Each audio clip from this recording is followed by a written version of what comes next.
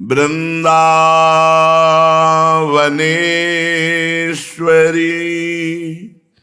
तवैव पदारविन्दम्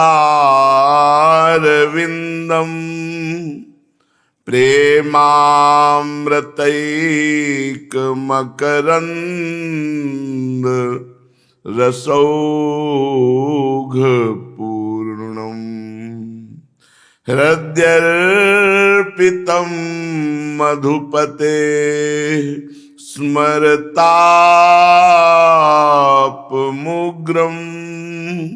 निर्वापयत् परमो शीतलमाश्रयामि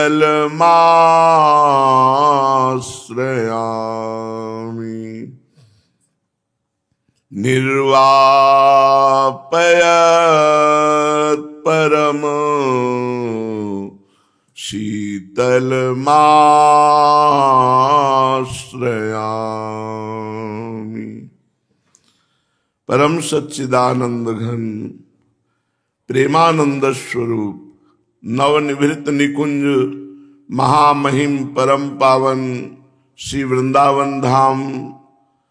वृंदावन धाम के लाडिले युगल सरकार प्राणाराध्य प्राण प्रिय श्री प्रिया प्रीतम जू, समस्त सहचरी वृंद, खग मृग पशु पंछी तरुलता श्री यमुना रसरानी रजरानी, समस्त ब्रजवासी परिकर के चरणों में कोटिशा नमन, कोटिशा प्रणाम, नमस्कार। प्यारी जू प्यारे जू की अपार कृपा है जो ऐसे महामहिम श्री वृंदावन धाम में हमें बैठ कर के सत्संग सुनने को मिल रहा है। उस रज में बैठकर जो रज शिव सनकादिक याचत, उस रज में बैठकर जो रज ब्रह्मेश्वरादि सुदुरूह पदारविंदो श्रीमत् पराग परमाद्भुत वैभवाया सर्वार्थ सार रस वर्षि कृपार्ध दृष्टेश तस्या नमोस्तु वृषभानुभुवो महिमने। आहा, जो ब्रह्मा ईश्वर आदि के लिए भी दुर्लभ चरणारविंद हैं, उन चरण कमल की सुंदर पराग रज रानी में बैठ करके वृंदावन महिमा, भगवत चर्चा, सिद्धांतों की चर्चा, अहो भाग्य। पता नहीं कैसे प्रभु रीझ गए कि हमें महामहिम वृंदावन धाम का वासी बनाया, हमें अपने चरणारविंद का उपासी बनाया, निरंतर सुमिरन करने का अवसर दिया। अब और कौन सी कृपा चाहिए? जो अहेतुकी कृपा बरस रही है, अब इससे बढ़कर कृपा क्या चाहिए? पूज्य बाबा पंडित गया प्रसाद जी महाराज के वचन कि यदि इन्होंने तुम्हें भजन का समय दे दिया तो इनको तंग मत करना। अब इससे बढ़कर और कृपा देने के लिए है नहीं इनके पास। भजन का समय नहीं। पूज्य एक संत गंगा किनारे वो कह रहे थे, प्रपंचियों को भजन करने का समय नहीं दिया जाता, उन्हें माया के प्रपंच में फंसाकर उनका जीवन नष्ट कर देती है। ये त्रिगुणमयी माया, प्रपंचियों को भजन करने का समय नहीं दिया जाता। बड़े सौभाग्य है कि हमें भजन का समय कहां, परम धाम वृंदा विपिन में दिया। श्रीपाद कह रहे हैं, माया ही वृंदा विपिनम विहाय, माया ही वृंदादि भय समन्तात, साराधिका ताम नव कुंजवाटी, राधिकां पूर्ण रसोत्सवेन, साराधिका ताम नव कुंजवाटी, साराधिकां पूर्ण रसोत्सवेन। मत जाओ कहीं वृंदावन छोड़ करके, माया ही वृंदा विपिनम विहाय। अनंत जन्मों की बाजी जीत जाओगे यदि वृंदावन को पकड़ लिया। यहां शरीर पूरा हो जाए तो अनंत जन्मों की बिगड़ी मिटा करके भगवत प्राप्ति निश्चित करा देता है वृंदावन। अहोभाग्य जिनके शरीर पूरे हो गए और अहोभाग्य जो शरीर पूरा होने की बाट जो रहे हैं, और धन्य भाग जिनके शरीर पूरे होंगे। ये बड़ा दुर्लभ संयोग है। श्री धाम वृंदावन में शरीर छूट रहा हो, आसपास भगवत प्रेमी महात्माओं का घेरा हो और हृदय में प्रियालाल का स्मरण हो रहा, इससे बड़ी सिद्धावस्था और कोई नहीं हो सकती। आज हमें बड़े बड़े सिद्धों के दर्शन कराए गए। ऐसे ऐसे महापुरुष पूछो, और उस समय अंदर चलाया जा रहा है। राधा नाम से बढ़कर कुछ नहीं। देखो ये घोर तपस्या। अब कैसे कैसे महापुरुष अलग अलग, और संत दर्शन कराने वाले स्वयं सिद्ध महापुरुष एक परिचय के और स्वप्न में करा रहे। ऐसे ऐसे महापुरुषों के दर्शन हो रहे हैं कि आश्चर्य जनित। ऐसे पद्मासन में बैठे हुए पूरे शरीर में कुशा जगी हुई है और आंख खोले हुए देख रहे हैं। ये कौन सी सिद्धि है कि पूरे शरीर को छेद कर कुशा जग गए। बोले तप परायण है। उस समय अंदर आ रहा है, राधा नाम से बढ़कर कोई तप नहीं, राधा नाम से बढ़कर कोई लाभ नहीं। उनको देख बड़े बड़े अद्भुत स्थिति के संतों के दर्शन हो रहे हैं और वहां अनुभव कराया जा रहा है हमें। राधा नाम से बढ़कर इस स्थिति में भी सुख नहीं, राधा नाम से बढ़कर इस स्थिति में मल के साथ वो ऐसे खेल रहे हैं। अलग अलग कोटि के सिद्धों के दर्शन कराए गए और हर दर्शन में बस यही आ रहा है और अंदर खूब निज मंत्र चल रहा है और बार बार बस ये, इससे बढ़कर कोई सुख नहीं।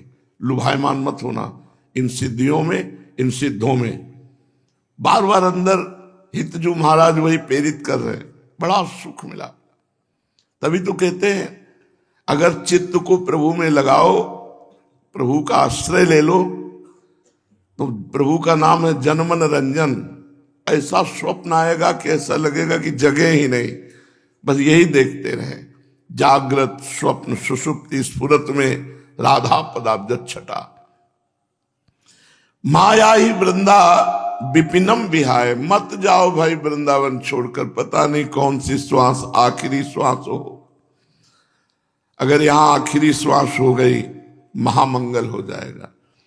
सबसे प्रार्थना करते हैं कि कभी शरीर की किसी भी साधक की हमारी स्थिति हो ऐसी कि भाई अब बचने की कोई चांस नहीं है, आसपास कोई डॉक्टर नहीं है, बंबई ले जाना पड़ेगा, तो रज मुंह में डाल दो, चरणामृत पिला दो और कराने दो। वो राधा राधा बोल के यहीं पधारेगा तो श्री जी को प्राप्त होगा, बंबई जाएगा तो नरक पहुंचाओगे। नरक मान लो पहचान लिए, धाम से हटाकर बंबई ले गए तो नरक पहुंचा दिया। कभी ऐसा प्यार मत दिखाना। अपने प्रियजनों को संबोधन करते कभी ऐसा प्यार मत दिखाना, उस समय कठोर हो जाना। हम भी कहें कि बहुत पीड़ा है, कहीं ले चलो, तो बस चरणामृत पिला दो, रजरानी पवा दो और राधा नाम का कीर्तन करो। जितने घंटा शरीर रहे राधा नाम सुनाओ, इससे बड़ा कोई सहयोग नहीं। ये बड़ा दुर्भाग्य होगा कि आप उस शरीर को वृंदावन से बाहर ले जाएं जो वृंदावन के लिए समर्पित है। कभी किसी को ऐसा नहीं करना चाहिए। ज्यादा प्यार दिखाने वाले दुश्मन होते हैं। अरे अरे चलो ले चलो, दिल्ली ले चलो, आगरा ले चलो, कलकत्ता ले चलो, अमर कर दोगे। जो कछ लिखा लिलाट दुख सुख देह संग भुगते गो जहां जाएगो। या सिद्धांत अभंग, या सिद्धांत अभंग तजत क्यों धीरज प्राणी। वृंदावन परिहरे प्रिया प्रीतम राजधानी। प्रिया जैसे बढ़कर कोई दुख निवारण करने वाला है। जब हम यहाँ रोएंगे हा राधा तो आ जाएंगी। बस यही तो जीवन का लाभ है कि हम रोएं और वो सुन के आ जाएं। वो बहुत करुणामयी हैं, बहुत दयालु हैं, बहुत कृपालु हैं। वो किसी का रुदन नहीं बर्दाश्त कर सकती। इसलिए कभी कोई अपने निज जनों को अधिक पीड़ा से युक्त देखकर वृंदावन न छुड़ावे। ये बहुत बड़ी हार हो जाएगी, बहुत बड़ी हार हो जाएगी। हम इस बात में नहीं राजी हैं कि वो वहां भगवत चिंतन करके वृंदावन का चिंतन करके छोड़ेगा। अरे जब वृंदावन में रहकर वृंदावन का चिंतन नहीं होता तो बंबई कलकत्ता जाके वृंदावन का क्या चिंतन होगा। इसलिए श्रीपाद करें माया ही वृंदा विपिनम बिहाय, मत छोड़ना वृंदावन, बहुत बड़ी बाजी हाथ में लग गई, अनंत जन्मों की बिगड़ी वृंदावन बना देगा। यहां फिरे स्वारस आपने भजन गए फिरे बाह। इस बात को हम प्रतिपल देख रहे हैं कि भजन स्वयं पकड़ रहा है, हम भजन को छोड़ रहे हैं और भजन हमको पकड़ रहा है। इस बात को देख रहे हैं कि और देश के बसत ही घटत भजन की बात, और वृंदावन में स्वार्थो उलट भजन हो जाता। यहां स्वार्थ की भावना में रहा जाए तो परमार्थ पुष्ट हो जाता है, और बाहर परमार्थ की भावना से रह जाए तो सिर्फ स्वार्थ ही पुष्ट होता है। अगर धाम का आश्रय नहीं, रसिकों का संग नहीं, तो बाहरी व्यवहार तो बहुत होता है साधना का, लेकिन आंतरिक साधना नहीं होती। अंदर सांप बैठा हुआ है, बाहर से लाठी से उसके बिल को पीटो, कोई फर्क नहीं पड़ता। अंदर सांप को मरना चाहिए, जो अज्ञान रूपी सांप है, वासना रूपी जहर फैलाता है, इसको मारो। और ये मरेगा हरि गुरु आश्रय से, धाम आश्रय से, बिना आश्रय से ये नष्ट नहीं होता। इसलिए कह रहे माया ही वृंदा विपिनम बिहाय, मत जाओ वृंदावन छोड़ करके। भा या ही वृंदादि भय समन्तान, भयभीत हो जाओ वृंदावन से बाहर जाने की बात सुन के। आपको सच्ची कहते हैं, बरसाना बरसाने वाली लाडली जो हमारी प्राण है, 10-5 दिन में तो तैयारी बनी जाती है कि हमें बरसाना जाना है, और फिर ऐसे खत्म हो जाती है तैयारी। एकदम मन में आएगी वृंदावन से जाना है, अब फिर देखेंगे, कभी देखेंगे। वर्षों हो गए बरसाने जाने के, और 10-5 दिन में तैयारी बनेगी। जहां मौसम अब बरसाने चला जाए, मन एकदम उत्साहित होगा, बैठ, गिरिराज जी चला जाए, बैठ जाए। ये सब हमारे वृंदावन में ही है, लेकिन वृंदावन की आसक्ति इतनी प्रबल होती है, निकलने की इच्छा नहीं होती, धाम की सीमा को छोड़कर बाहर जाने की इच्छा नहीं। कह रहे भा माने भयभीत हो जाओ, या ही वृंदादि भय समन्ताद, वृंदावन छोड़ने की बात आने पर भय सता जाए, पता नहीं कब प्राण निकल जाए, पता नहीं लौट के आ पाए कि ना पाए। नहीं, हमारा तो व्रत है वृंदावन की रजरानी में शरीर छूटे, फिर क्या, कौन से लाभ के लिए जा रहे, राधा राधा राधा, फिर मन बैठ जाता है।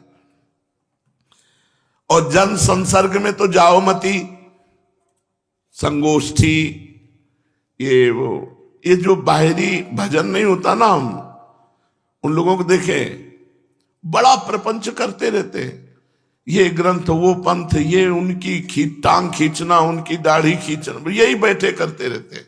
ऐसे लोगों से बहुत दूर रहना चाहिए। हम अमुक धर्मावलंबी, अमुक आचार्य के, और मार दूसरे की निंदा, ये सब कुछ नहीं, ये प्रपंची लोग हैं। न ये आचार्य के हैं, ना आचार्य के स्वरूप को जानते हैं। आचार्य का स्वरूप क्या है?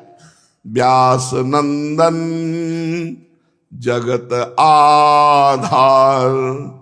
सेवक जी महाराज जान रहे हैं आचार्य का स्वरूप, जगत का आधार ही है व्यास नंदन हरिवंश महाप्रभु। व्यास नंदन जगत आधार, जगमगत जग जस सब जग बंदनीय, जग भय विहंडन, जग शोभा जग संपदा, जग जीवन सब जग मंडन, सब जग मंडन। एक बार गीता जी की टीका में चर्चा हुई थी कि संसार का उलझा हुआ सूत है 250 ग्राम, और संप्रदाय का उलझा हुआ सूत है मन, 100 मन। सुलझाना मुश्किल। हमें प्रिया प्रीतम से मतलब है, आचार्य से मतलब है, बस दुनिया से कुछ मतलब नहीं। अगर हम अपने आचार्य की वाणी मानेंगे और आचार्य द्वारा उपासना करेंगे तो निकुंज पहुंच जाएंगे, लाठी चलाने से नहीं पहुंच जाएंगे। एक आचार्य के अनुयायी दूसरे आचार्य की निंदा करें, इन दोनों को नरक मिलेगा, चाहे किसी भी को। आचार्य की निंदा करने वाले, सुनने वाले, इन दोनों को नरक मिलेगा। ये किसी आचार्य के नहीं, आचार्य के हो तो देखो क्या कह रहे हैं। जगत का आधार व्यास नंदन, जगत का मंगल है व्यासनंदन, जगत का उद्धार करने वाले हैं व्यासनंदन। आधार मंगल उद्धार, जग मंगल जग उद्धरण, जगनिधि जगत प्रशंस, चरण शरण सेवक सदा सुजय जय श्री हरिवंश। समझो आचार्य, विश्वंभर सब जग आभास, जस वर्णो हरिवंश विलास, श्री हरिवंश गाय। श्री हरिवंश विदित विधि वेदम, श्री हरिवंश जो तत्व अभेदम। कहां समझ में आ रहा है सब? ये जो संप्रदायवाद, लड़ाई झगड़ा प्रपंच, इनसे बचो। भाई वृंदादि भय समन्ता, ये जो खंडन मंडन करने वाले हैं, इनको भजन से कोई मतलब नहीं, कोई मतलब नहीं, आचार्य से कोई मतलब। आचार्य से मतलब है तो आचार्य की वाणी पढ़ो। आचार्य क्या कह रहे हैं? ये क्रूरा पिपापिनो नत सताम संभाष्य दृश्याश्च, ये जो क्रूर है, पापी है, देखने योग्य, छूने योग्य, संभाषण योग्य भी नहीं, सर्वान वस्तुतया निरीक्ष परम स्वाराध्य बुद्धिर्मम, मेरे श्री राधा वल्लभ लाल साक्षात विराजमान है। अब बोलो, दुष्टों में, पापी में, नीचों में भी भगवान का दर्शन करने वाला महात्मा कहीं वैर विरोध नहीं करता। कह रहे साक्षात आराध्य देव राधा वल्लभ लाल है। हितजू महाराज कह रहे हमें केवल आचार्य से मतलब है, ध्यान रखना, और प्रिया प्रीतम से मतलब है, और न वाद से मतलब है, न विवाद से मतलब है, दुनिया से मतलब नहीं, ध्यान रखना। संप्रदाय का मतलब है मार्ग, और मार्ग है चलने वालों के लिए, खड़े होकर न देखने वालों के लिए कि वो बुरा देख रहा है और वो बुरा कर रहा है, दोनों का समय बर्बाद हो रहा है। बिल्कुल मत फंसना संप्रदायवाद में। हम ये आपको इसलिए सुना रहे हैं कि आप इसे अपने मन में धारण करो। हम नहीं है किसी के, हम राधा वल्लभ लाल जी के हैं और हरिवंश महाप्रभु के हैं। हरिवंश महाप्रभु हमारे, राधा वल्लभ लाल हमारे, बस इसके आगे कुछ नहीं। पड़ोसी क्या कह रहा है, अमुक क्या कह रहा है, ये तुम सुनो, तुम्हारे कानों में भी जगह है। हमारे कानों के लिए हरिवंश महाप्रभु उनका श्रवण फुटो जो अन सुनो, श्री राधा जस बैन। ये हरिवंश महाप्रभु को मानते, ये हरिवंश महाप्रभु की बातें समझ रहे हैं। श्रवण फुटो जो अन सुनो, नहीं सुनना मुझे ऐसी बातें। ये संसार कभी कहीं भी सम्यक रूप से नहीं चल सकता, ये विषम है, इसलिए हमें कोई मतलब नहीं। हम किसके? हितजू महाराज के और प्रिया प्रीतम के। हम यहां श्री जी की प्राप्ति करने आए, और श्री जी की प्राप्ति के लिए श्री जी आदेश कर रहे हैं हरिवंश महाप्रभु के रूप में कि दुष्ट पापी निंदक सबको प्रणाम करो। सब में महाप्रभु कह रहे हैं राधा वल्लभ लाल देखो, बस हमें देखना है, अपने राधा वल्लभ लाल सब में विराजमान है। अगर कोई हमारे सामने हमारे इष्ट गुरु की न्यून बात कहता है तो हम वहां छाती फुला करके इस बात में रहते हैं कि हे प्रभु आप परीक्षा ले लो, मैं अपने गुरु निष्ठा से, आचार्य निष्ठा से और आपकी निष्ठा से कभी फेल होने वाला नहीं। करो आप निंदा, हमें क्या मतलब, हम अपनी निष्ठा में रहेंगे। तो भाई वृंदादि भय समन्तात, ये जहां संगोष्ठी हो वहां नहीं जाना चाहिए, जहां एक दूसरे की टांग खींची जा रही हो नहीं जाना चाहिए। वही हरिवंश महाप्रभु है, वही चैतन्य महाप्रभु है, वही स्वामी जी महाराज है, वही भगवान शंकराचार्य हैं, वही भगवान वल्लभाचार्य हैं, वही निम्बारकाचार्य है। भगवान कह रहे आचार्य मामा में जाना, मैं आचार्य रूप से आता हूं। सेवक जी कह रहे जब जब होए धर्म के हानि तब तब तनुधरि प्रगट तान जानी और दूजो नहीं। कहां समझ है, कहां समझ है? एक भी व्यक्ति संसार में यदि हमारा वैरी है तो हम हरिवंश उपासक नहीं है। हरिवंश नाम लीन जे अजात शत्रु ते सदा, कोई पैदा ही नहीं हुआ दुश्मन, यह है नाम का प्रताप। इसलिए हमारी प्रार्थना है श्रीपाद प्रबोधानंद जी जो कह रहे हैं उसे समझो। जहां कहीं टांग खींची जाने वाली बातें हो, एक दूसरे की निंदा हो, वहां नहीं सुनना चाहिए। हमारा संप्रदाय क्या है? प्रिया प्रीतम है हमारे संप्रदाय, आचार्य चरण है हमारे संप्रदाय, बस हरिवंश वाणी और हरिवंश केली, यही हमारा आहार विहार है। इसके अलावा नहीं, हम कुछ नहीं जानते। सिद्धांत से चल रहे हो तो आप हरिवंश के हो, सिद्धांत से नहीं चल रहे तो तिलक कंठी बांधे हुए भी आप हरिवंश के नहीं हो। तिलक कंठी लगाने से हरिवंश के हो जाओगे। सिद्धांत से चलो, जो आचार्य कह रहे हैं उसके अनुसार चलो।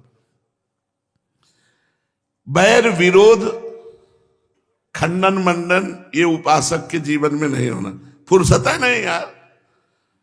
अगर अपने से कोई बाहरी न मिले तो पता नहीं कि आज रविवार है कि सोमवार है कि कौन सा वार है, कौन सी तिथि है, कौन सा नक्षत्र है, कोई मतलब नहीं। सुबह से वही शुरू, राधा और विश्राम राधा, जागृति राधा, स्वप्न राधा, सुसुप्ति राधा। हमसे दुनिया से मतलब नहीं। इसीलिए तो हम भजन मार्ग में आए हैं कि हमें दुनिया से मतलब न रह जाए। हम किस संप्रदाय के? हरिवंश महाप्रभु के, प्रिया प्रीतम के, वृंदावन के, बस। और हमको इसकी बात करो तो हम सुनेंगे नहीं, हम नहीं मानेंगे तुम संप्रदाय के हो। लड़ाई झगड़ा ईर्ष्या द्वेष राग ये सब नहीं।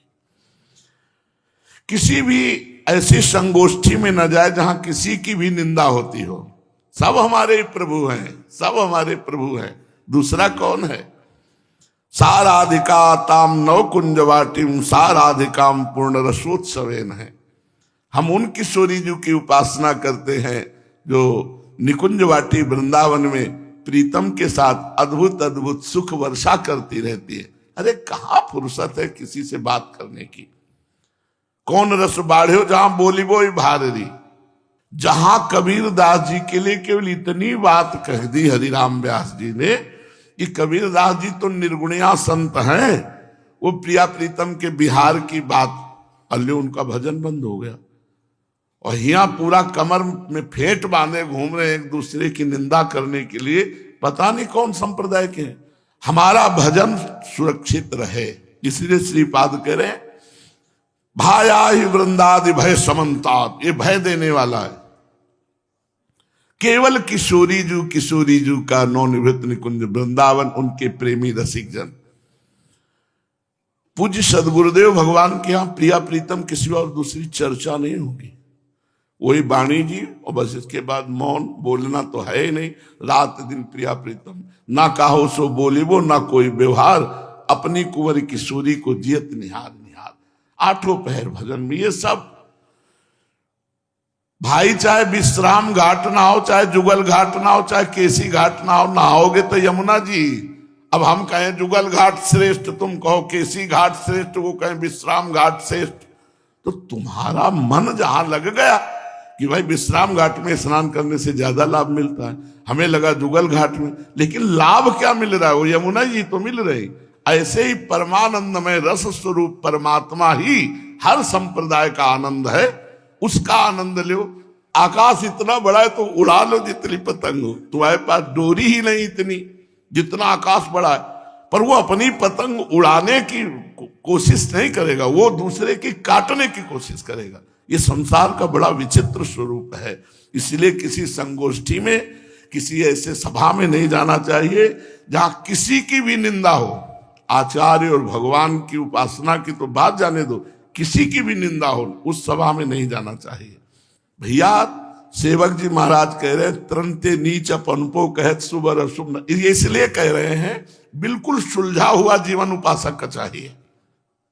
चतुरासी जी गाएंगे, सुधा निधि गाएंगे और राधा वल्लभ श्री हरिवंश गाएंगे और पड़े पड़े वृंदावन में अपना जीवन बिताएंगे। बस हमें दुनिया से मतलब नहीं। बिल्कुल पक्की समझ लो। हृदय की बात कह रहा हूं। अगर आपको कभी कहीं फंसना ना हो तो हमारी बात पकड़ लेना। राधा वल्लभ हमारे महाप्रभु क्या कह रहे हैं? राधा वल्लभ लाल को हृदय ध्यान मुख नाम। मुख में नाम जप करो, महाराज पिंड नहीं छोड़ेंगे। राधा वल्लभ लाल जी वो यही मंदिर में बैठे हैं। अगर इस मंदिर में ना हो ना तो उस मंदिर में तुम्हें दिखाई नहीं देंगे। जाओ दर्शन कर आओ। और एक बार दर्शन का फल है कि जीव की अनंत जन्मों के संस्कार भस्म हो जाए। क्या भस्म हुए? पहले यहां दर्शन होते हैं, पहले छाती में दर्शन होते हैं। नारायण या गौर श्याम को हृदय निकुंज बसई। सब बाहरी तभी सार्थक होगा जब आंतरिक आओगे, अंतर्मुखता में आओगे। नहीं बाहर सार्थक नहीं होने वाला। लड़ाई झगड़ा ईर्ष्या निंदा स्तुति संप्रदायवाद इन सब से दूरी बना के साधक को केवल भगवत प्राप्ति करनी। रात दिन भजन करो। किसके हो? प्रियालाल के। किसी से बताने की जरूरत नहीं, अपने हृदय की बात है, हमें किसी से कोई संबंध नहीं। ना किसी को बुलाना है और ना किसी के बुलाने पे जाना है। नियम बना ले, किसी को बुलाना नहीं अपने पास। किसी को बुलाने आए हैं हम, राधा वल्लभ लाल को बुलाने आए हैं, वो तो आ नहीं रहे, वो आ नहीं रहे, तो हम किसको बुलाए? किसी को नहीं, किसी को नहीं बुलाना और किसी के आ नहीं जाना। हम व्यवहार करने आए, हम श्री जी का भजन करने आए। राधा वल्लभ श्री हरिवंशी वृंदावन श्री वृंद, मंत्र उपासना नाम वाणी, बस इसी से परम पद की प्राप्ति हो। जो इसके अलावा उतर गए, भजन से संप्रदाय का विस्तार होता है, भजन से संप्रदाय के तत्व का अनुभव होता है, भजन से संप्रदाय आचार्य प्रसन्न होते, भजन से इष्ट का साक्षात्कार होता। खुली बात है। और भजन नहीं तो झंडा ऊंचा रहने से आचार्य प्रसन्न नहीं होंगे, भजन नहीं तो इष्ट देव तुम्हारे नेत्रों में नहीं झलकेंगे, तो लाभ क्या मिलेगा? पूज्यपाद श्री उड़िया बाबा जी महाराज, महापुरुषों के वचन व्यवहार और परमार्थ को पुष्ट करते हैं। जब तक हृदय में काम क्रोध लोभ की स्फुरणा होती रहे तो समझना चाहिए अभी पाप पूरा नष्ट नहीं हुआ। और भजन बढ़ाओ, खूब भजन करो, स्वाध्याय करो, सत्संग करो। भगवदाकार वृत्ति जब होने लगे तब जानना कि अब हमारा भजन पूर्ण हो गया। कब? जब न काम स्फुरित हो, न क्रोध स्फुरित हो, न लोभ स्फुरित हो, न अहंकार स्फुरित, केवल प्रभु का चिंतन, स्वाभाविक भगवदाकार वृत्ति, तब समझना चाहिए कि अब हम निष्पाप हो चुके हैं, हमारा भजन परिपक्व हो गया है। जब तक कोई भी विकार हृदय में स्फुरित हो तब तक ये नहीं मान लेना चाहिए कि मेरा भजन पूरा हो गया। एक प्रश्नकर्ता ने एकांतिक में प्रश्न किया, कितने माला रोज जपे कि भगवत प्राप्ति हो जाएगी? हम कहा हमारा विश्वास इस पे नहीं है, हमारी श्रद्धा माला पे नहीं है, हमारी श्रद्धा श्वासों की माला पे है। कोई भी श्वास आपकी खाली न जाए, भगवत प्राप्ति निश्चित। श्वासा श्वासा नाम जपे दुविधा रहा न कोई, श्वास श्वास सुमिरन करे तत्काल आनंद की अनुभूति। मान लो हमने कहा कि 20 माला जप लो, तो 20 माला के बाद आप स्वतंत्र हो गए ना कि हमारा भजन हो गया पूरा। गुरु ने कहा 20 माला, और इसके बाद सांसारिक चिंतन में उसी समय मर गए तो सांसारिक चिंतन के प्रभाव से आपका भाव बिगड़ गया, आपका जन्म होगा, जो चिंतन होगा। हिरण का चिंतन हुआ, हिरण बने इतने बड़े महापुरुष, तो अपने को नाली के कीड़ा बनने में कितने सेकंड लगेंगे। इसलिए हर श्वास नाम जप करे। और भजन हमारा परिपक्व कब हुआ? जब हमारे हृदय में कोई विकार स्फुरित ना हो। पूज्यपाद उड़िया बाबा, जब तक भगवदाकार वृत्ति ना हो जाए तब तक भजन पूर्ण नहीं माना जाता।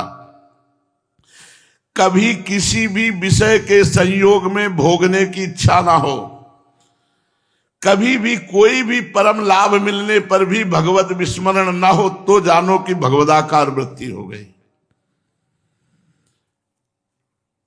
भक्त और अभक्त दोनों संसार में रहते हैं।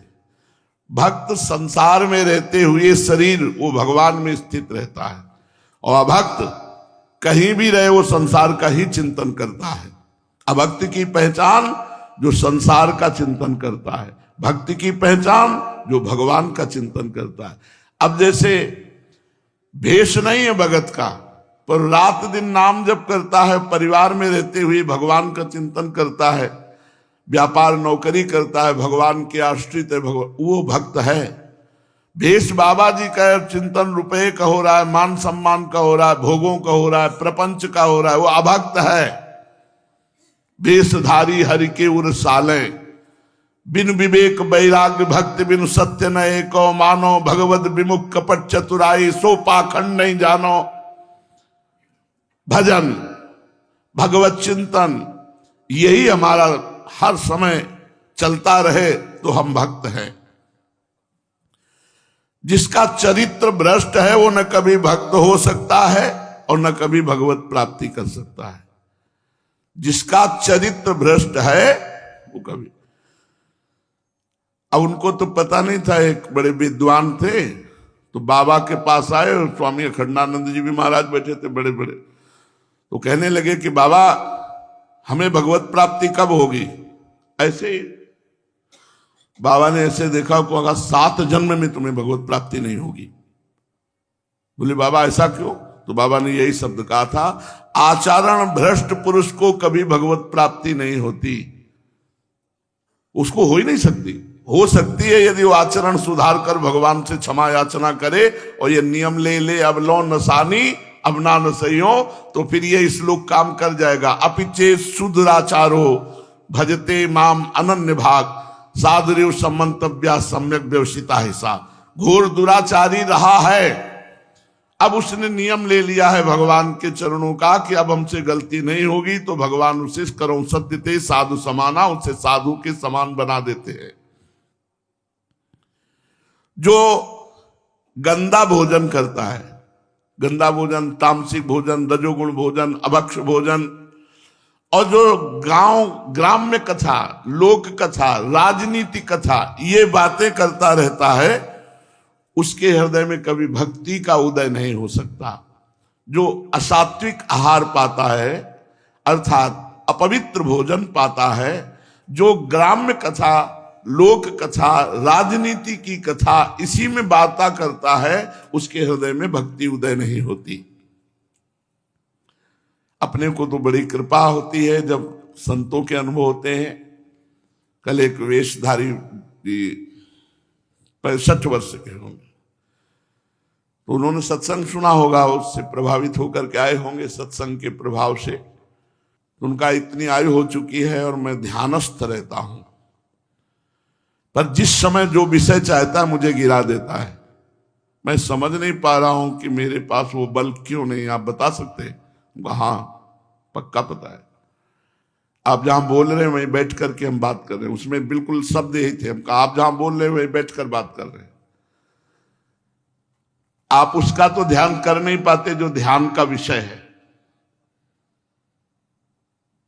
उनका आप विचार करके देखना, स्थूल सूक्ष्म कारण तीनों शरीरों का त्याग करके स्वरूप में स्थित होना वो है नहीं।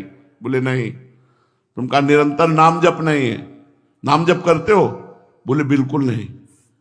तो हमका फिर कहां से आ जाएगा आपके अंदर बल?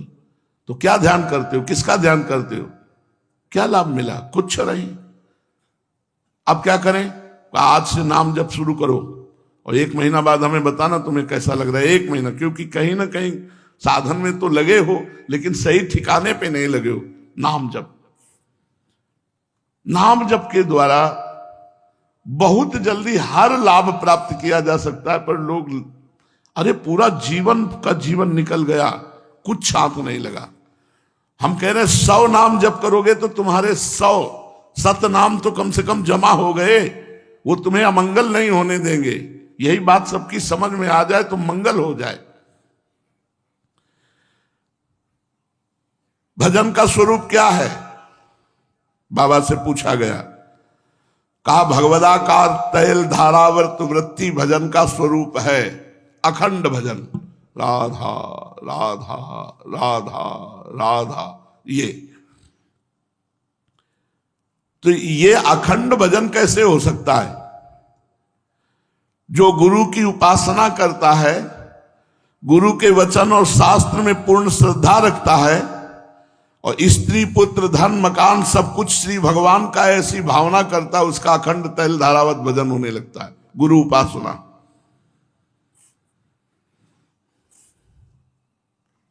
भजन किस स्थान में श्रेष्ठ है करना? कह रहे भाव स्थान में।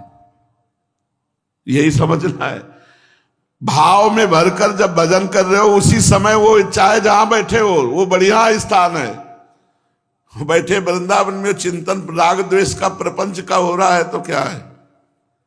ये खास बात समझनी है, खास बात। भाव और भजन। इस स्मशान में बैठे हो, बहुत बढ़िया भाव है तो तुम बहुत बढ़िया जगह बैठे हो। मंदिर में बैठे हो, भाव बिगड़ गए तो बहुत, क्योंकि तुम्हारा बैठना कहाँ है? मंदिर में नहीं है, तुम्हारा बैठना उस प्रपंच में है। अंदर जहां तुम्हारा चिंतन होता है वहीं तुम्हारी उपस्थिति मानी जाती। इन सब बाहरी बातों का विशेष महत्व नहीं है। महत्व है तुम्हारा अंदर चिंतन कहां हो रहा है। भजन कहां करना चाहिए? भजन भाव में करना चाहिए। मेरे प्रभु मेरे मेरे तो गिरधर गोपाल दूसरो न कोई, जाके सिर मोर मुकुट मेरो पति सोई। ये भाव। भजन का सबसे बड़ा विघ्न क्या है? भोगों की आसक्ति और भोगी पुरुषों से मित्रता। भोगों की आसक्ति और भोगी पुरुषों से मित्रता सबसे बड़ा भजन का विघ्न है। भोगी पुरुषों से डरो और भोग से डरो। भजन में सहायता किससे मिल सकती है? संत संग, शास्त्र स्वाध्याय, पवित्र आहार, शरीर वचन मन, इनके द्वारा अपवित्र चिंतन, अपवित्र संकल्प, अपवित्र क्रिया ना हो तो भजन बहुत जल्दी बनने लगेगा, बढ़ने लगेगा, परिपक्व होने लगेगा। सब मिलाकर ये बताइए बाबा कि भक्ति का मुख्य साधन क्या है? बहुत से साधन है भक्ति के, पर मुख्य साधन क्या है? यही भगवान नाम जप।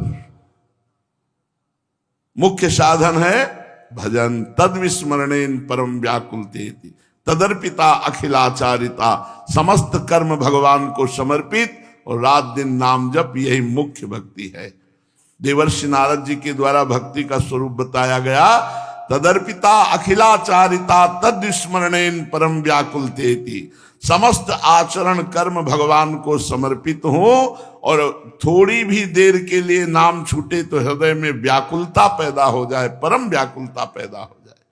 चलते हैं श्रीमद् भागवत महापुराण।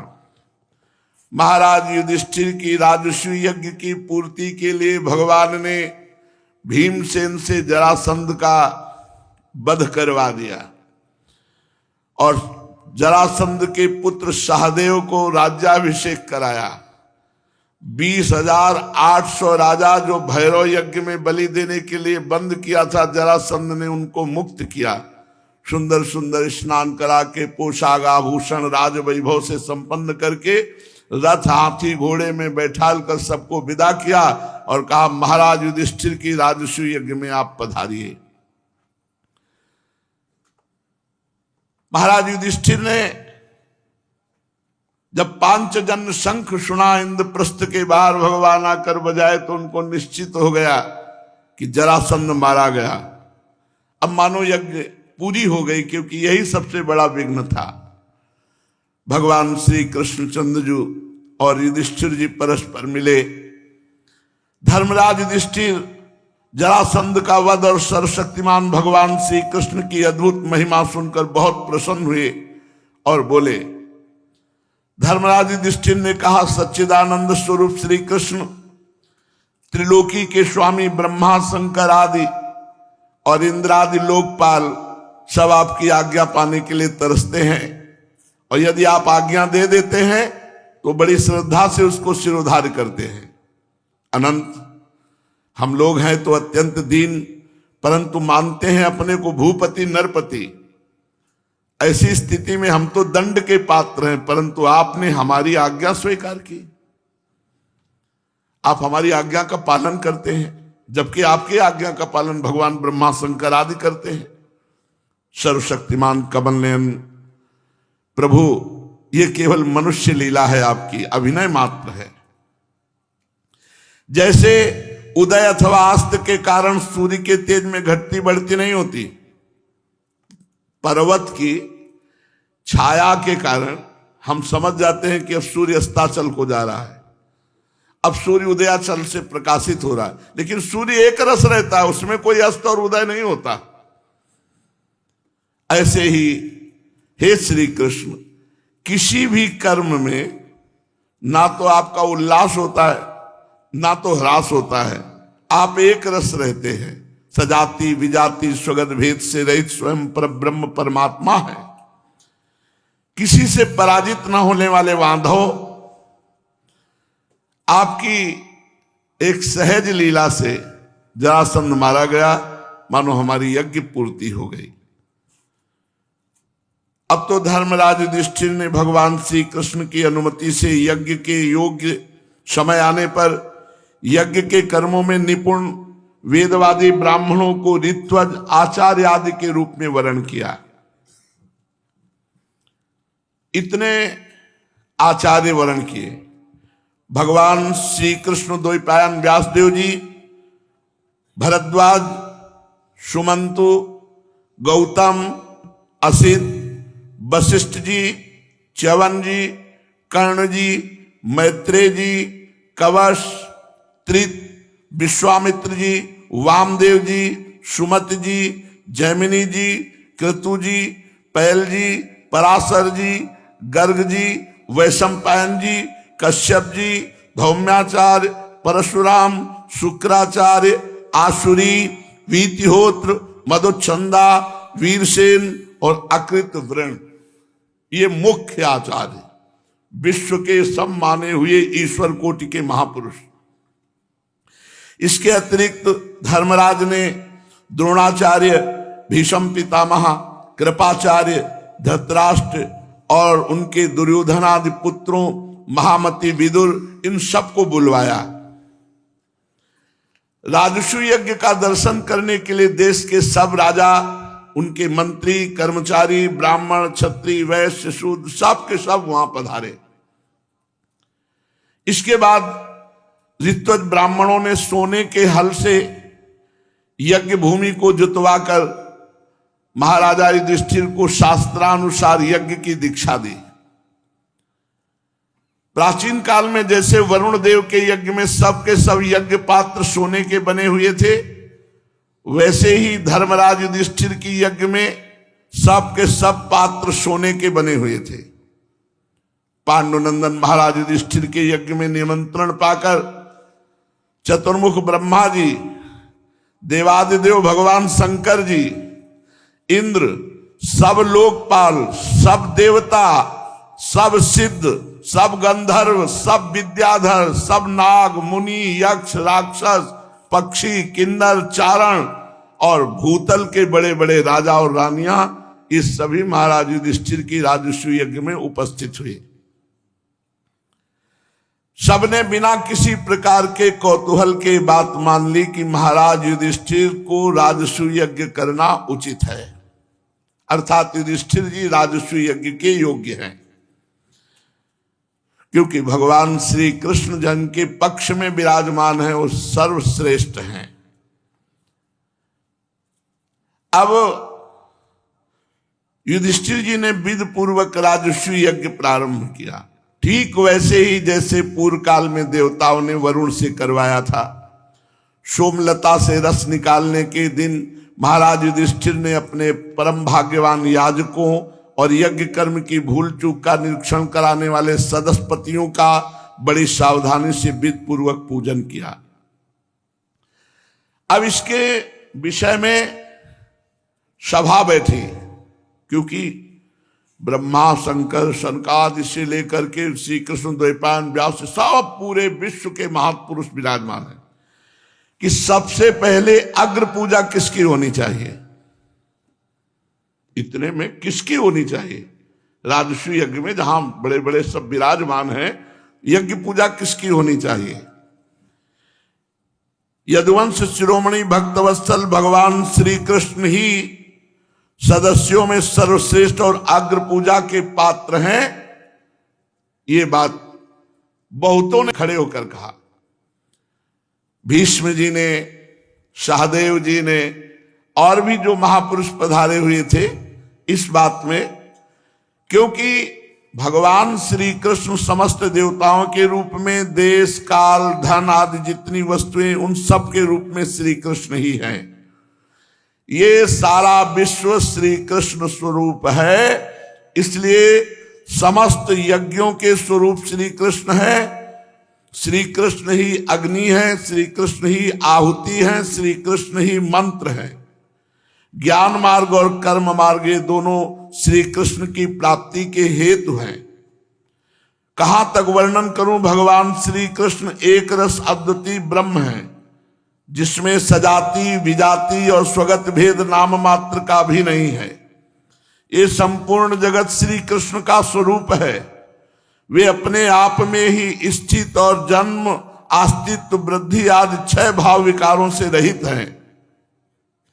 भगवान श्री कृष्ण अपने आत्म स्वरूप संकल्प से जगत की सृष्टि करते हैं, अपने आप से अपना पालन करते हैं और अपने आप से अपना संहार कर डालते हैं।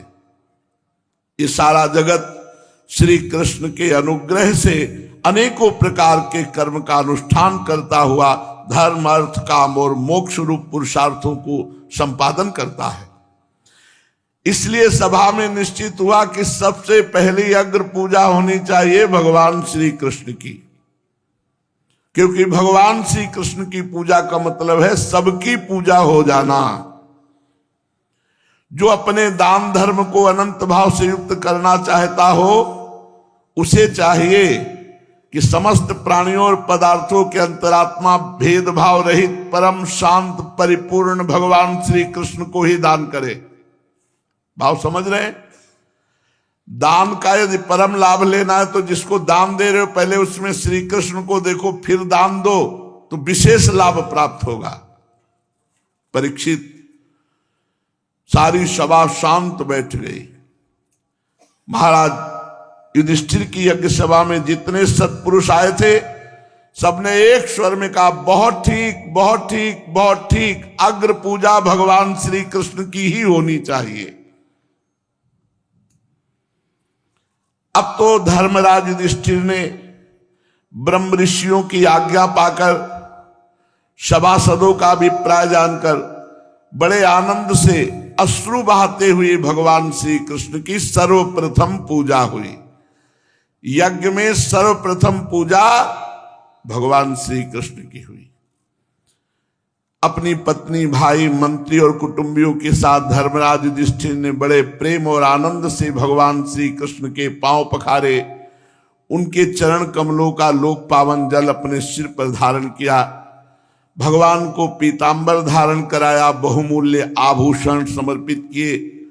इसके बाद नेत्र प्रेम अश्रुओं से भीगे हुए हैं, वो ऐसे अश्रु प्रवाह हो रहा कि भगवान को भर नेत्र देख भी नहीं सकते। यज्ञ सभा में उपस्थित सभी लोग भगवान श्री कृष्ण को इस प्रकार पूजी देखकर सब हाथ जोड़कर खड़े हो गए। नमो नमः नमो नमः नमो नमः, जय हो जय हो, इस प्रकार जय घोष होने लगा। उसी समय देवताओं ने आकाश से पुष्प वर्षा की भगवान श्री कृष्ण पर। जब अग्र पूजा हुई, शिशुपाल अपने अनुयायियों के साथ वहां बैठा था। उसने देखा कि भगवान श्री कृष्ण की अग्र पूजा, वो बड़े क्रोध से उठ खड़ा हुआ और सभा में बड़ी असहिष्णुता से, बड़े क्रोध से भरकर लेकिन निर्भय, और बोला, ये क्या कर दिया, अनर्थ कर दिया। यज्ञ में कृष्ण की अग्र पूजा, ये सदस्य है कि ऋत्वज है कि आचार्य है क्या? सभासदों, श्रुतियों का यह कहना सर्वथा सत्य है कि ईश्वर बड़ा बलवान है। लाख चेष्टा करने पर ईश्वर अपना काम करा लेता है। इसका प्रत्यक्ष प्रमाण देख लिया। वयोवृद्ध, ज्ञान वृद्ध, एक से एक महापुरुष यहां विराजमान, उसकी पूजा न करके इस कृष्ण की पूजा की गई। मैं मानता हूं कि बड़ी चूक हो गई आप लोगों से अग्र पूजा का निर्णय करने की। सदस्यपतियों, ये बालक है, इसकी पूजा अग्र हो। अरे भगवान शंकर, अग्र पूजा करनी थी तो श्री कृष्ण द्वैपायन व्यास देव जी की करते, ब्रह्मा जी की करते, बड़े बड़े महापुरुष पधारे हैं। ये कृष्ण अग्र पूजा के योग्य है। बड़े बड़े तपस्वी, विद्वान, व्रतधारी, परम ज्ञानी, पाप ताप को शांत करने वाले परम ऋषि ब्रह्मनिष्ठ यहां उपस्थित है, उनकी पूजा नहीं की गई, लोकपालों की पूजा नहीं की गई, श्री कृष्ण की पूजा की गई। बड़ी चूक हो गई। सभासदों, वो गुस्सा में बोल रहा है, भाई तो कुछ शब्द बहुत कड़वे हैं, भक्तों को चुभ सकते हैं। अब वो तो बहुत गुस्सा में बोल रहा है, क्योंकि अब जाना है उसको भगवान के पास, इसलिए ऐसे कड़वे, बहुत कड़वे शब्द बोल रहा है जो अपने को बोलने में भी नहीं आएंगे। भीष्म पितामह जी, इसमें तो नहीं, महाभारत में खड़े हो गए और उन्होंने कहा, जो श्री कृष्ण की निंदा करता है चाहे जिस पक्ष का हो, मैं उसके माथे पे पैर रखता हूं, हमसे बात करके देखे श्री कृष्ण क्या है। भगवान, उसमें तो विस्तृत वर्णन किया भीष्म जी ने। भगवान ने भीष्म जी को कहा, आप बैठ जाइए। भगवान कुछ नहीं बोल रहे, भीष्म जी से कहा, आप बैठ जाइए, आप शांत हो जाइए। अरे राजा ययाति ने इसके वंश को शाप दे रखा, इसलिए सत्पुरुषों ने इस वंश का ही बहिष्कार कर दिया। यह अग्र पूजा का अधिकारी कैसे हो सकता है? ब्रह्म ऋषियों का त्याग करके इसकी अग्र पूजा, ये कैसे अग्र पूजा का अधिकारी हो सकता है? परीक्षित, सच पूछो तो परमहंस श्री सुखदेव जी कहते, शिशुपाल के सारे शुभ नष्ट हो चुके थे, इसीलिए वो बड़ी कड़वी कड़वी बातें भगवान को सुनाई, परंतु भगवान बिल्कुल चुप रहे, कुछ नहीं बोले। जब कोई उत्तर नहीं दिया तो फिर भीमसेन खड़े हो गए और ललकारा शिशुपाल को, ए श्री कृष्ण की निंदा करने वाले, कोई भी हो, मैं अकेले ललकारता हूं युद्ध के लिए। भगवान ने कहा, आप बैठ जाओ। भीम को भी बैठा ला। महाभारत में वर्णन है कि बहुत जोर से भीम को गुस्सा आया। वायु के समान बलवान भीमसेन है, उन्होंने अकेले ललकार दिया शिशुपाल के पक्ष के राजाओं को। भगवान ने बैठा। एक नियम है कि जिस सभा में भगवान या भक्त की निंदा हो रही हो, कान में अंगुली डाल के चल देना चाहिए या उसकी जबान बंद करवा देनी चाहिए। तो जो बड़े धर्मात्मा पुरुष थे, तुरंत कान में अंगुली डाली और सभा से निकल गए शिशुपाल को गालियां देते हुए कि ये नीच कैसा कृष्ण के प्रति बोल रहा है। क्योंकि भगवान लड़ने दे नहीं रहे थे, इसलिए सब कान में अंगुली डाल करके जो धर्मात्मा पुरुष थे कि मैं नहीं बैठूंगा ऐसी सभा में जहां श्री कृष्ण की निंदा हो रही हो। भगवान की परायणता से युक्त जो भक्तजन थे वो निंदा ना सुन करके कान में अंगुली डालकर वहां से बाहर हो गए। क्योंकि ये नियम है, जिस सभा में भक्त और भगवान की निंदा हो रही हो, अगर आपने विरोध नहीं किया, कान में अंगुली डाल के गए नहीं, तो तुम्हारे सारे पुण्य भस्म हो जाएंगे निंदा सुनने से। अब तो पांडवजन शिशुपाल को मारने के लिए उठे, भगवान ने उनको रोक दिया। फिर मत्स्य देश के राजा, भगवान ने उनको रोक दिया। केके देश के राजा, भगवान ने उनको भी रोका। संजय वंशी नरपति क्रोधित होकर हाथों में तलवार लेकर टूट पड़े शिशुपाल, भगवान ने उनको भी रोक दिया। शिशुपाल को कोई घबराहट नहीं है, कोई पश्चाताप नहीं, कोई भय नहीं। उसने बिना किसी प्रकार का आगा पीछा सोचे तलवार उठा ली और ढाल उठा ली और ललकारा, जितने श्री कृष्ण के पक्ष में राजा हो आ जाए, मैं अकेले लड़ूंगा। भगवान श्री कृष्ण ने सबको शांत कर दिया कि बोलना मत, और गिनते चले जा रहे हैं उसकी गालियों को। क्योंकि बुआ का लड़का है ना, और इसकी बुआ ने कहा था कि आप कभी इसका वध मत करना। ये जब पैदा हुआ था तो 4 भुजा थी इसके, शिशुपाल के। तो जो आचार्य लोग आए थे तो उन्होंने कहा कि ये बहुत बलवान होगा, शूरवीर योद्धा होगा, पर जिसकी गोद में डालने से इसकी 2 भुजाएं हट जाएं, उसी के हाथ से इसकी मृत्यु होगी। तो सब कोई आए हुए थे, तो प्रभु भी गए थे, कृष्ण बलराम। जो ही सबकी गोद में डालते हुए गए, नहीं भुजा गिरी। जो ही भगवान की गोद में डाला, 2 भुजा गिर गई। सो इनकी बुआ जी ने हाथ जोड़कर कहा, बेटा श्री कृष्ण, मैं तुमसे यही भीख मांगती हूं कि मेरा बेटा यदि अपराध पे अपराध करे तो भी तुम मारना नहीं। तो उनका बुआ 100 अपराध, तो उन्होंने सोचा 100 अपराध करेगा क्यों, 100 अपराध तक मैं इसे नहीं मारूंगा, इसके ऊपर चलेगा तो मार डालूंगा। तो उनका 100 अपराध करेगा ही क्यों, क्योंकि कोई दुश्मन थोड़ी है। अब शिशुपाल तलवार और ढाल लेकर खड़ा हो गया और भगवान श्री कृष्ण के पक्ष के राजाओं को ललकारा। भगवान ने कहा शांत रहो। अब फिर शिशुपाल शुरू हो गया भगवान को कटुवचन कहना। जे ही 100 पूरे हुए, भगवान गिनते गए शांत, जो लड़ने को कहते सबको शांत कर देते, और गिनते गए। जे ही 100 हुए तो सुदर्शन चक्र से भगवान ने शिशुपाल का गला उतार दिया। जे ही शिशुपाल को सुदर्शन चक्र से काटा, कोलाहल मच गया। शिशुपाल के अनुयायी जो नरपति थे बड़ी डींग हाँक रहे थे। शिशुपाल का गला कटते ही सभा से बाहर कोई नहीं दिखाई दिया, क्योंकि सुदर्शन के तेज के आगे किसी की शक्ति काम नहीं कर सकती। पर आश्चर्य हुआ, सारी सभा ने एक आश्चर्य देखा। जो गिन गिन कर भगवान को गालियां देता था, उस शिशुपाल से एक दिव्य ज्योति निकली और भगवान की परिक्रमा करके भगवान में समा गई। ये बड़ा आश्चर्य हुआ कि जो भगवान को गाली दे रहा था उसे तो नरक जाना चाहिए, वो भगवान में कैसे समा गया? इसका कारण है निरंतर श्री कृष्ण का स्मरण। द्वेष से सही, पर वो भगवान का निरंतर स्मरण करता था। द्वेष से सही, गाली देकर सही। परीक्षित, शिशुपाल के अंतःकरण में लगातार 3 जन्म से वैर भाव की अभिवृद्धि हो रही थी। हिरण्याक्ष हिरण्यकश्यप, रावण कुंभकर्ण, शिशुपाल दंत, ये अंतिम लीला थी। जय विजय जो आए हुए थे, पहले हिरण्याक्ष हिरण्यकश्यप, रावण कुंभकर्ण, और फिर ये शिशुपाल और दंतवक्र के रूप में। इस वैर भाव से वो भगवान का निरंतर ध्यान करता था, इसलिए वो भगवान में समा गया और अपने निज पार्षद स्वरूप जय विजय के रूप को प्राप्त हुआ।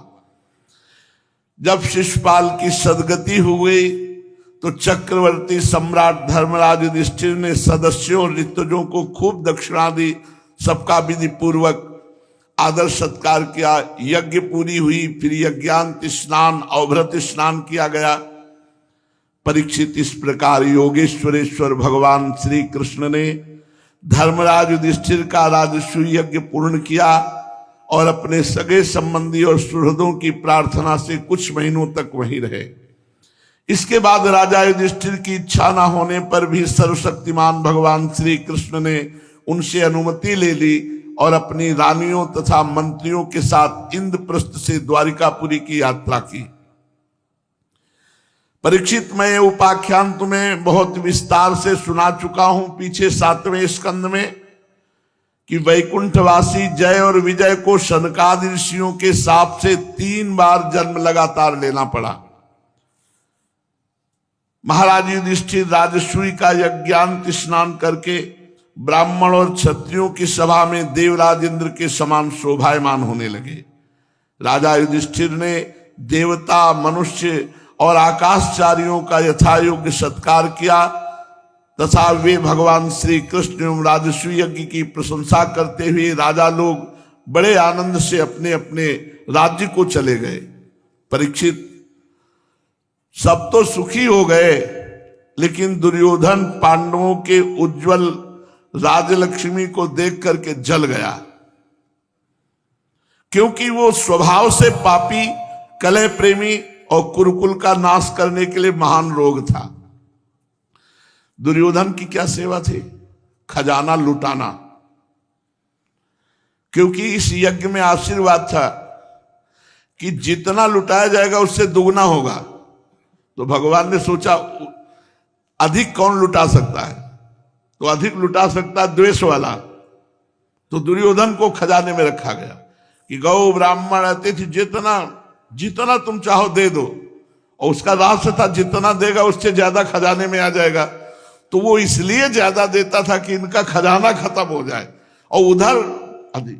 तो इतनी राज्य लक्ष्मी ऐश्वर्य कि उसके हृदय में जलन हो गई। और दूसरी बात, मायासुर ने एक सभा रची थी। इसमें तो सारांश में वर्णन था, महाभारत में विस्तृत वर्णन है कि जहां दरवाजा था वहां दीवार नजर आती, और जहां दीवार था वहां दरवाजा नजर आता, और जहां जल था वहां थल नजर आता, और जहां भूमि थी वहां जल नजर आता। तो अब जैसे दिखाई दे रहा दरवाजा और है प्योर दीवार वहां, और वो सीधे गया भट्ट से खोपड़ी में लगा दीवार। अब जहां दीवार दिखाई दे रही है वहां तो बड़ा संभाल के ऐसे जा रहा है। दीवार है ना, वो है दरवाजा, और दीवार दिखाई दे रही तो ऐसे जा रहा है वहां से। और जहां दरवाजा दिखाई दे रहा है तो वहां नीचे कर भट्टे से खोपड़ी लग रही। और जहां जल दिखाई दे रहा है वहां पृथ्वी है, थल है, तो धोती समेट रहा है सूखे पे। और जहां जल है वहां पृथ्वी दिखाई दे रही तो वहां छोड़ के झम से उसमें गिर जा रहा। तो पूरे महल में हाहाकार मच रहा, हंसी का, ठहाके का। ऊपर देखे तो जो बालकनी होती है उनमें सब राजरानियां द्रौपदी हंस रही, नीचे देखो तो भीमसेन और उपहास कर रहे हैं। वो समझ ही नहीं पाया कि मैं निकलूं कैसे। महाराज युधिष्ठिर ने देखा है तो बड़ा अपराध हो रहा है, क्योंकि इतना अमर्ष भरा हुआ है दुर्योधन, इसे कैसे बर्दाश्त कर पाएगा। तो कह रहे सब सुखी हो गए, लेकिन पापी स्वभाव, कलह प्रिय, कुरुकुल का नाश करने के लिए महान ये द्वेष भाव रखने वाला दुर्योधन जल गया। परीक्षित जो भगवान श्री कृष्ण की इस लीला को कहेंगे और सुनेंगे, जिसमें शिशुपाल का वध, जरासंध का वध, बद्दी राजाओं की मुक्ति और राजसूय यज्ञ का कीर्तन किया गया है, उस समस्त पापों से छूट करके भगवान श्री कृष्ण की प्रेम लक्षणा भक्ति को प्राप्त होगा। जो जरासंध वध, शिशुपाल वध और 20,800 राजाओं की मुक्ति के प्रसंग को सुनेगा, जो चाहेगा उससे वही वस्तु प्राप्त। अगर वो धन चाहता है, कामना की पूर्ति चाहता है, या धर्म की पूर्ति चाहता है, या मोक्ष पदवी चाहता है, जो चाहेगा उसको वो प्राप्त होगा। शेष चर्चा की। श्री राधा वल्लभ लाल की जय।